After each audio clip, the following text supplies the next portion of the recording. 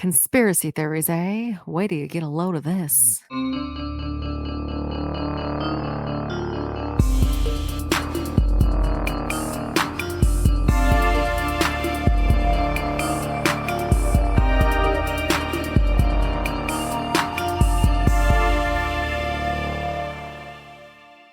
Hello, and welcome to Crack Sisters Conspiracies. We're a podcast that covers conspiracy theories, mysteries, and all over spooky shit. My name is Cassandra. And I'm Jackie. And we are said sisters. Did you not hear me? I did, but there was such a delay between when I said my name and when you said your name. Can you hear me? Yeah. Oh, I didn't think there was a delay. It felt like you took a hefty pause. So maybe I did. I don't know. Sometimes I feel like I talk fast and then or you talk fast and then I'll listen back to the episode and like the pauses are really extensive. And I'm like, it did not feel like that in person, but who knows? No, who knows? But anyway, what's up? Hello. What's new?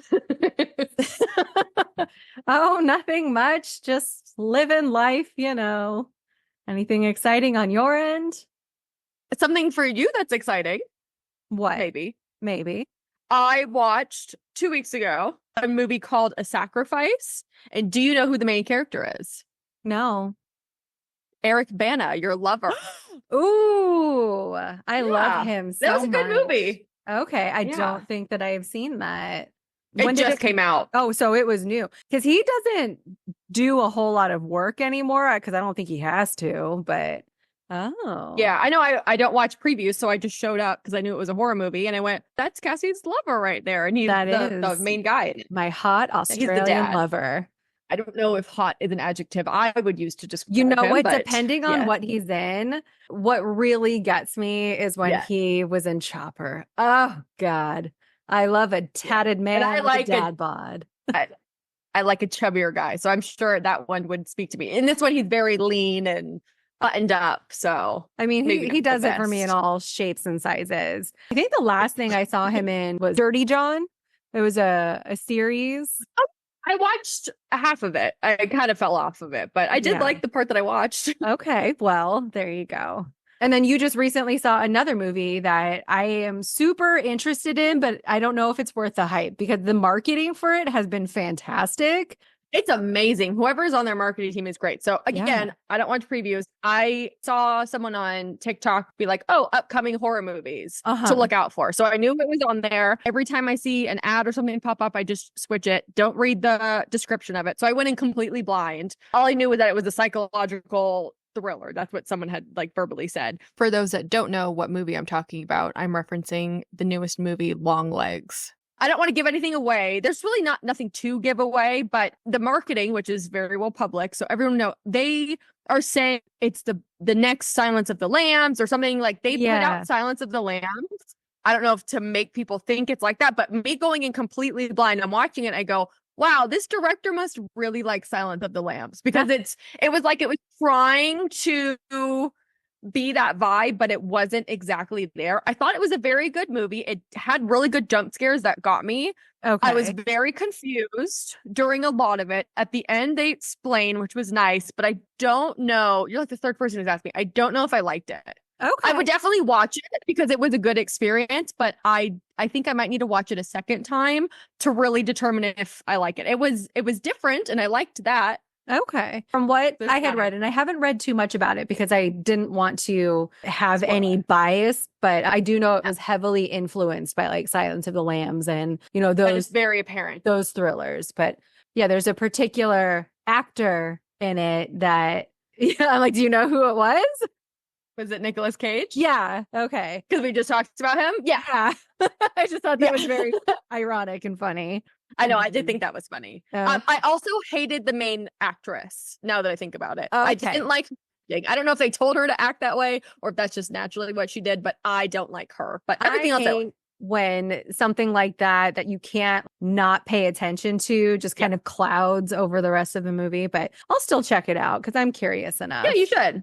But yeah, I didn't do anything as exciting as that. Although I did witness what I thought was supposed to be a mass attempted drowning when I was at the beach on Saturday, but it was actually a very large baptism party at the beach. I can see how you would get those mixed up. But like we rolled up to the beach and there was like 25 pop-up tents strung together. There's like grills, mariachi music blasting. There was 300 people there. We ended up finding a place to carve out, thankfully. But all of a sudden you see a bunch of people dressed in white congregate and start walking into the harbor. Someone's in there with like a speaker on his shoulder in the middle of the water with all of the electronics are there with them, and they're just dunking people. And it was fascinating to watch.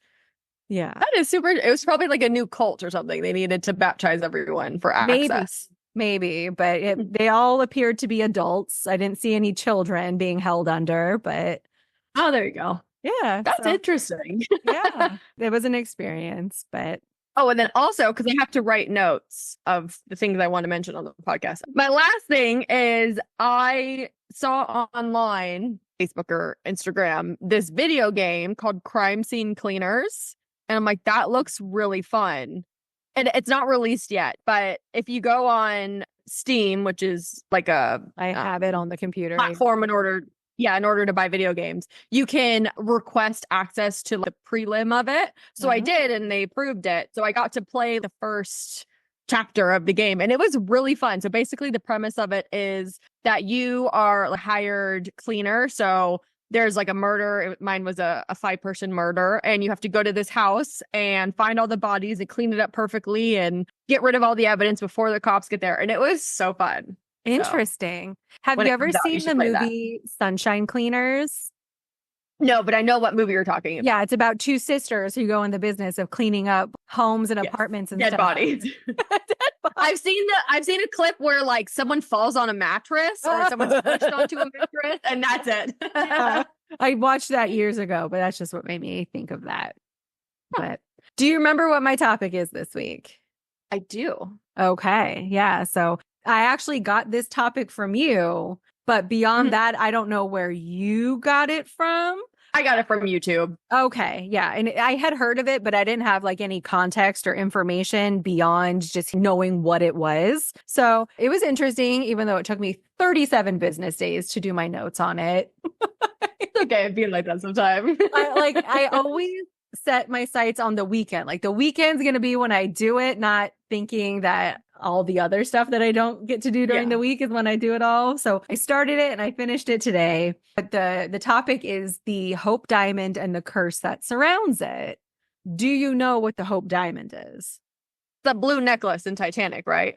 Yes. And that was the primary reason that I even had any inkling what it was. And so it's referred to as the heart of the ocean in Titanic, because even though the Titanic was a true event that happened, the movie was a fictional retelling with creative liberties in there. So it's the big ass necklace that the old lady like yeets over the edge of the ship at the end. Well, yeet might be too strong of a word. The fact that yeet's even a word that's in our lexicon is very strange. But anyway, she just went, and then it fell and it was lost forever. But that is not what happened. No bitch has dropped it into the ocean that I'm aware of. It's actually, I think, on display.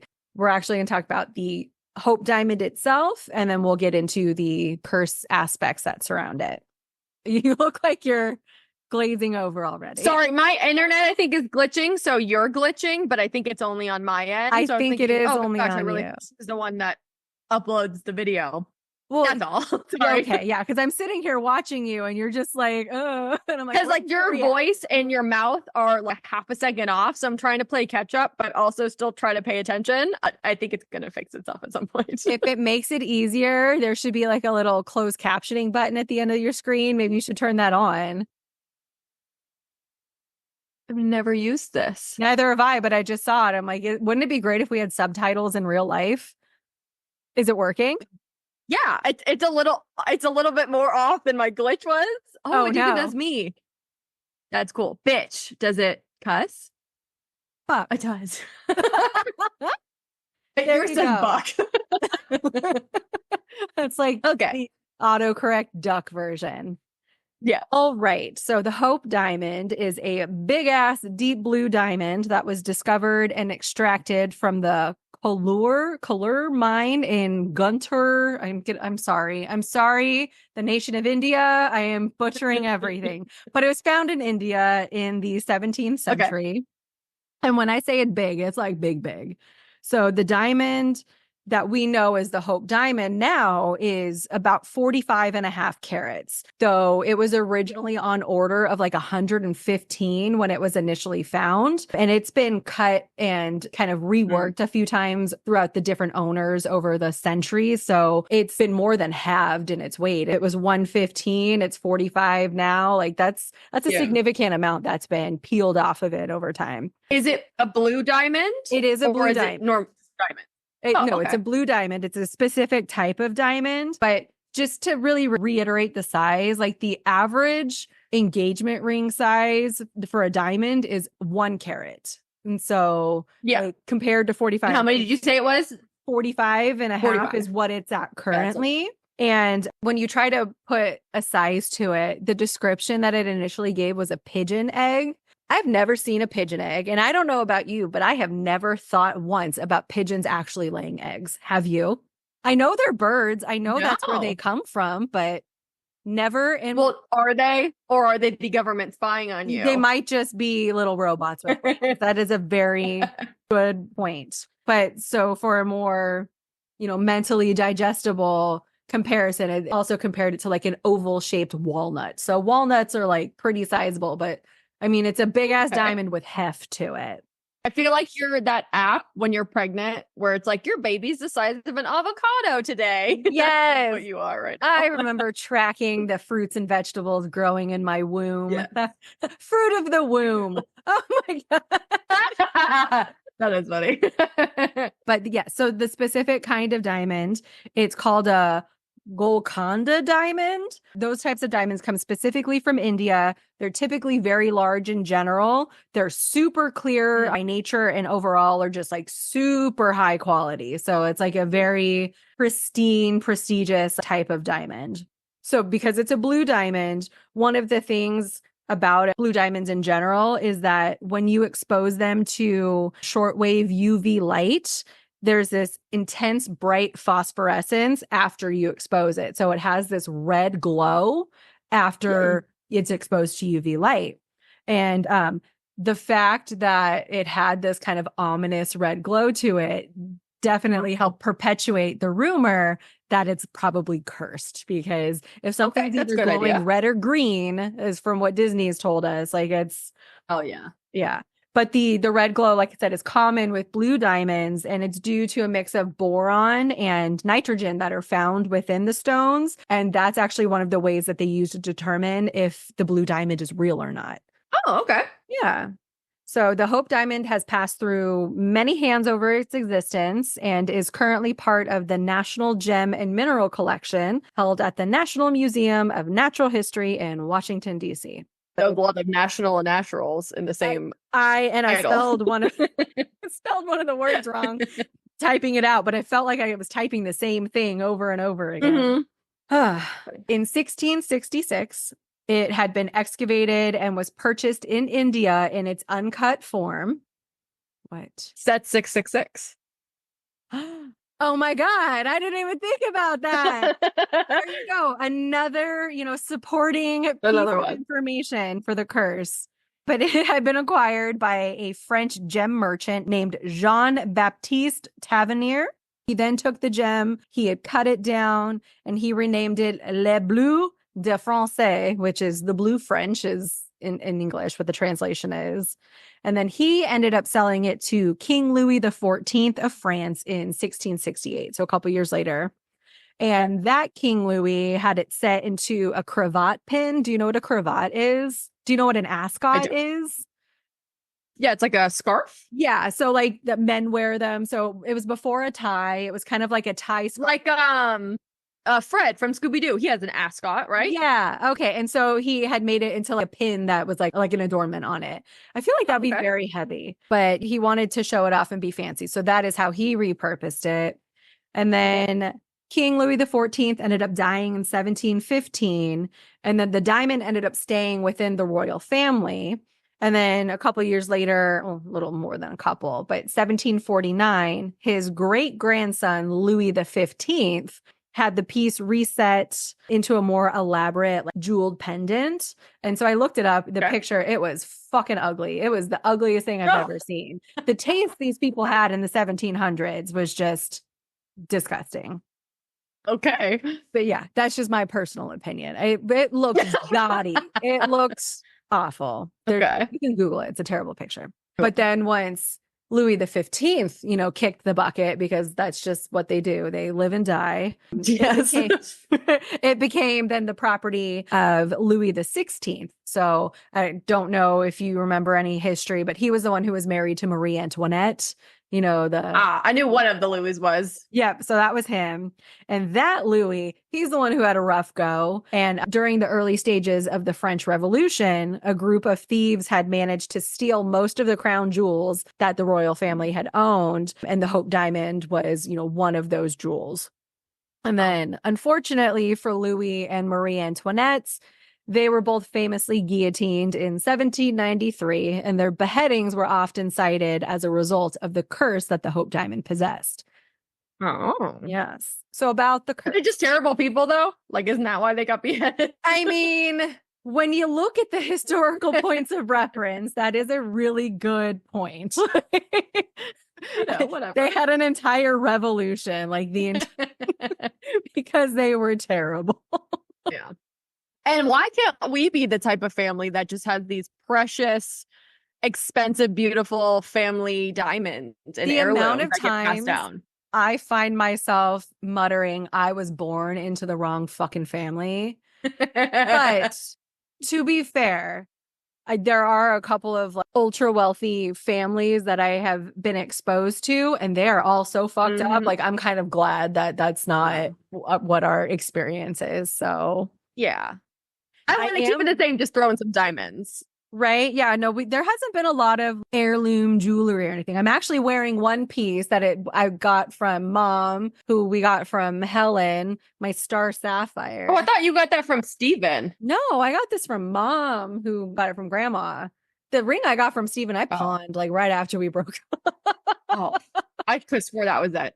When Grandma died, I went and I got all her shit out of the house before Uncle Steve could. And Mom's like, grab all her jewelry. I have to, determine which one's costume and which one's fake. Oh, yeah. So I'm like, these are fucking good. But Grandma had giant fucking fingers. Like, her ring finger was the size of my fucking thumb. So nothing fit. But Mom was like, 90% of this is fake. She gave me some of the fake ones. And then obviously she kept what was real. But she had a lot of good stuff. But a lot of stuff Grandpa got her from Saudi Arabia and Egypt and stuff. Yeah, all the places that he went in the Navy. So that was pretty cool. But yeah, I mean, just to have it. I have a couple of little pieces from her as well. Some of the costume jewelry can be really nice. Yeah, exactly. I'm not one of those people. I am not excited by material things like that usually. Fancy cars and big shiny things typically don't impress me. So I am a dupe queen. I don't care if I can find a super cheap alternative. If it looks nice, whatever. Yeah, exactly. But yes, back to the curse. So the mythology around the diamond suggests that it brings misfortune and tragedy to anyone who owns it or even wears it. So if you come in contact with it, you're fucked, apparently. Okay. And legend has it. So the legend and the myth don't necessarily align with the history of it being acquired by Jean-Baptiste. He bought it. Instead, what it suggests is that he actually stole the eye from a sculpted statue of the Hindu goddess Sita. And that's really, what let the curse out. He pissed off the wrong goddess and off it went. And in 1911, so hundreds and hundreds of years later, more than that, I can't do math, but no, that's right. You're the math person in here. I am the math. Wouldn't it be 2,000 years later? No, if you go from 17 to 19? No, because it was 1900s, but they initially got it in the 1600s. So it's still, Okay. It's a couple hundred years, I'm pretty sure. I'll take your fucking word for it. But the New York Times had published an article listing what they had classified as cases of misfortune surrounding the ownership of the diamond. And it is worth noting that this is not a truly complete list. As soon as I started reading it, I'm like, what about this person? What about that person? So take it with a grain of salt, but this is what was being spread around at the time. So there was Jacques Collet, who bought the Hope Diamond from a man named Simon Frankel. And he was about like the 17th or 18th person to have come into possession of the diamond. But this dude committed suicide. And then there was Prince Ivan Kanatovsky, who bought it from Jacques Collet before he killed himself. And Prince Ivan was then killed by Russian revolutionists. Kanatovsky had loaned it to Milaud, I don't know, but she was murdered by her sweetheart. There was a man named Simon M, not even going to attempt it. And he sold it to the Turkish Sultan, and then he was thrown from a precipice along with his wife and his young child. Not like a cliff? Yeah, a large, high up area, whether it was off of a building, a cliff, what have you. Oh, okay. And then there was the Sultan Hamid, who gave it to Abu Sabir to polish it, but Sabir was then later imprisoned and tortured. There was a stone guardian named Kalub Bey who was hanged by a mob in Turkey. Like, his job was just to keep watch of it, and he died. There was a Turkish attendant named Hever Aga who was hanged for having it just in his possession. Tavernier, who I mentioned earlier, he was the one who actually brought the stone back from India. He was the one who bought it. He brought it to Paris. He was supposedly torn to pieces by wild dogs in Constantinople. And then King Louis XIV gave it to Madame de Montespan, who later he abandoned. So that one, he didn't die. It doesn't seem that crazy. There was a man named Nicolas Fouquet, and he was an intendant of France. I don't know what that means. He borrowed it temporarily to wear, but then was disgraced and died in prison, is all it said. And then there was a temporary wearer named Princess de Lamballe, who was torn to pieces by a French mob. Jesus. Hold on, it keeps going. Oh, there's more. Okay. There was a jeweler named William Fowles who had recut the stone, because I mentioned it had been recut multiple times. And it just says he died a ruined man. No other context. Again, this is from the news article from 1911. But William Falls' son Hendrik stole the jewel from his own father and then later died by suicide, probably at the guilt of stealing from his own family. I'm sure. And then some years later, it was sold to Francis Delou, who died in misery and want, is what it said. I want some of these descriptions when someone describes how I died. I died in ruins and by misery and whatever. And want. I like that. So on the surface, it definitely seems like you don't want to have anything to do with it. But it's so big and shiny and pretty. I'm sure the allure was very hard for people to overlook and keep their hands off. But in general, it's worth noting that many of the accounts from this 1911 article are entirely speculative in nature, and few, if any, have any actual evidence to support the conclusions of how these people, met their demise or their misfortune. There was some speculation that Pierre Cartier, Cartier, like the jewelry company? Yeah. It stated that him and his family were the ones who were spreading the rumors about the Hope Diamond being cursed in order to drum up interest and intrigue in the attempt to try to offload it or to sell it to someone else. Because if you have a sordid lure, tale behind it, it's more interesting for someone who wants to collect it. But ultimately, over time, the Smithsonian is actually who found themselves in possession of the Hope Diamond. And they noted that the curse appears to have gone dormant by the time that it was in their possession. I was going to say, they got bombed and something else had been no tragedies befalling anyone at the museum, anyone who handled it. And they actually said it had brought them nothing but good luck and fortune to the museum. That's nice. One of the other things that I had done is I took a look at the known actually documented owners since it was acquired in the 1600s. And pretty much everyone seems to have lived and died at, a normal clip. With the exception of King Louis XVI, who was beheaded, but that I think is just because he was a terrible person. Yes, I would agree with that. Yeah. So I'm not going to go through all of them because it's pages long, but Jean Baptiste, the first guy who had it, he didn't die until he was 84 years old. He lived. Oh, there you go. And 84 in the 1600s seems that's ridiculous. Expensive. Yeah. And then, he sold it to King Louis XIV. He lived super long for those times. He had a prosperous reign. He just died at age 76. Like there was nothing nefarious that happened. Louis XVI and Marie Antoinette, they were both in their 30s, so they seem to be really the exception. But the average age at a glance is mid 60s to mid 70s is like the common. Oh, okay. Some of them, it gives you what the cause of death was.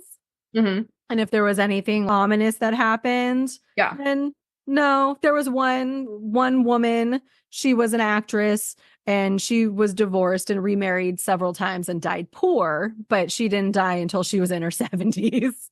That will be on my tombstone. You died poor? But I'm poor.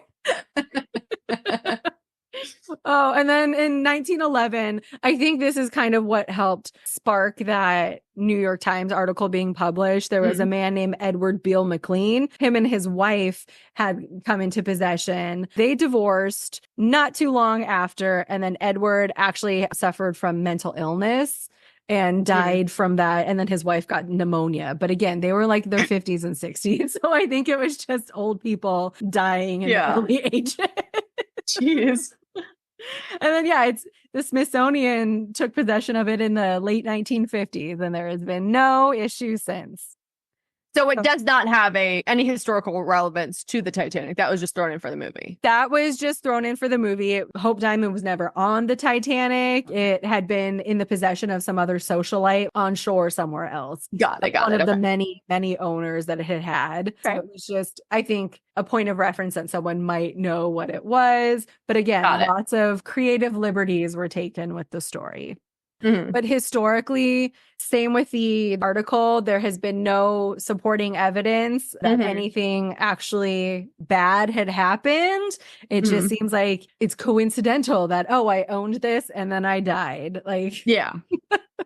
So whether you think there's a curse or not, I personally don't think so. I think it's a good story. I do like the theory that the story was really created and perpetuated by the Cartier family in order that's cool. That's like a conspiracy within a conspiracy. I like that. Kind of. And then that can be some like guerrilla marketing shit if you think about it. Maybe that's, how that concept started. But it was definitely very interesting to see, what the thoughts behind it. I do want to see what it looks like when it glows. I want to see the glow in the dark that sounds super cool. That would be super cool. But apparently all blue diamonds do that. So if you ever find yourself in possession of one, I don't know in what world you would, but so that was the history of the Hope Diamond and the curse that surrounds it. I like it. Now a quick word from our sponsor. Do you live in the Bay Area? Are you in need of a CPR class for work or just to gain the knowledge? Well, look no further because CPR Education has you covered. They host public classes every Saturday in Pleasant Hill, ranging from CPR and first aid, BLS for healthcare providers, infant essentials for new and expecting parents, and EMSA-approved courses for licensed childcare providers. Whatever need you have, PR Education has a solution. Go to cpredu.com and use code CRACKED for 20% off any public class. That's CRACKED, and you will get 20% off any class of your choosing. CPR Education, keeping people together. With that, what are you thinking for your next topic? That's a great question. I see you consulting the list. I am. I know. I don't really have any context on this one. It's just something I wrote down at some point. So you can pick. So we can either do Byron Hot Springs Hotel. Okay. Or the story of Dorothea Puente. Do you have context for any of those or either? Yeah. So Dorothea is a suggestion from Johnny that was given a while ago. And she is this old lady that like went on a fucking killing spree. Ooh. I mean, I do love a good women-led story of like, maybe is there revenge involved? Maybe. I know there's a cookbook. Are there human pieces in the ingredients? That's what I asked. I wasn't given an answer. Okay, I'll cover that and we can all find out together. Yeah. And you know what? While we're at it, I'm taking a look at our original list that we made so long ago, because in scraping the bottom of the barrel, trying to go outside of what we had initially come up with. So I'm going to revisit and see if there's anything. Let's see. JonBenet Ramsey. I know. I think that's one that you wanted to cover, right? Yeah. Okay. So it's going to be an extensive one though. Yeah. Yeah. That's probably a two-parter. That fucking 9/11 and the moon landing are all probably going to be two-parters, which is why I haven't done them yet. Yeah. And then there's Epstein that's on the list. I don't really want to touch that, but yeah. That seems like some bad juju. And same with the Illuminati. I feel conceptually like one, I won't fully understand it. Yeah. Let's see. Did we do the Bermuda Triangle? No. Okay. I think one of us was going to cover it at some point, and then like another topic took over or something. Yeah. So maybe I will do the Bermuda Triangle for the next episode. Okay, cool. Help me remember that in a week or so. Will do.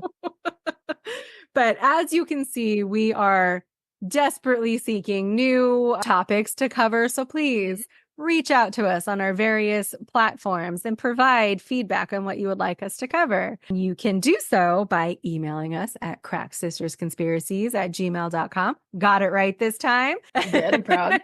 We have an X, we have a Facebook. You can reach us primarily on Instagram. That'll probably be the easiest way to get a hold of us. We both have access to it on our phones, but I don't pay attention to that stuff most of the time. I look at it. You're so much better at it. We have a TikTok that I posted a couple of clips yesterday. The Haktua one really got some attention. Oh, did it? I haven't checked it yet. And so as I try to be less of a garbage person, I will continue to add little bits here and there. But if you want full access to the entire uncut videos and other little goodies and some merch and swag, you should join our Patreon. I saw that our lovely parents had upped their contribution today to make up for the fact that our mother was trying to Since March of last year, she hasn't paid. And she's like, I've never been able to see any of your stuff. And it's like, well, because you don't pay for it. So no, I saw that today. Join the ranks of our lovely parents and follow us on Patreon and become a subscriber. It's very inexpensive and you get oodles of content. And speaking of, our parents had just departed from our home not that long ago because they wanted to come. What were they there for? They wanted to meet the cat. Oh, that's fun. Mom really liked the kitten. Dad even touched it. Did Dad burst into flames when he touched the cat? No. But he was like, oh, I don't want to touch it because our dad is like deathly allergic to tads. Yeah. And then by the end of it, he was like, hey, kitty. And oh, he liked it. So, oh, that's good. It was a nice visit. And then I sent them packing because I needed to throw food in my gullet and then come record with you. That was very descriptive. What are the big birds at the pelican gullet? That's what I think of. I'm sorry. Oh, yeah. But anyway. That tracks. On that note, I'm going to say stay cracked, y'all. And have a great day.